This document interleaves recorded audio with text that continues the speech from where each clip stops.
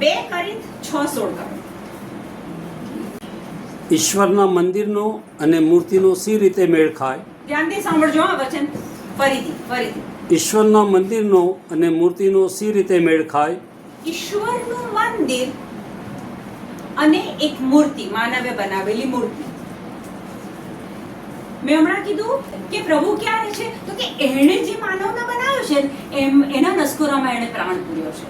એટલે પ્રભુ પોતે બનાવેલી વ્યક્તિ છે, એમાં રહે છે. ઈશ્વરના મંદિરનો અને મૂર્તિનો સી રીતે મેળ ખાય? મૂર્તિનો શી રીતે મેળ ખાય? મૂર્તિ તો માનવે બનાવી છે, એમાં પ્રભુ નથી રહેતા.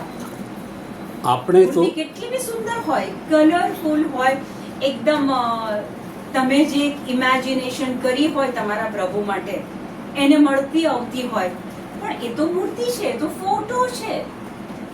કે છે કે ઈશ્વરના મંદિરનો અને મૂર્તિનો મેળ ક્યાં ખાય? ઈશ્વરનું મંદિર કોણ છે? હું ને તમે છે. આપણા નસકોરામાં એમણે પ્રાણ પૂર્યો છે. આખું ફરીથી વાંચો. ઈશ્વરના મંદિરનો અને મૂર્તિનો સી રીતે મેળ ખાય? આપણે તો ચેતન સ્વરૂપ પરમેશ્વરનું મંદિર છીએ. આપણે તો કોણ છીએ? આપણે તો ચેતન સ્વરૂપ ઈશ્વરનું મંદિર છે. જે પ્રભુ જીવતો છે એનું આ મંદિર છે, અને આ મંદિરમાં પ્રભુ વસે છે.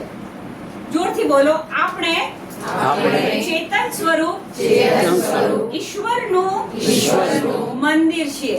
આખું બોલો. આપણે ચેતન સ્વરૂપ ઈશ્વરનું મંદિર છે. બોલો.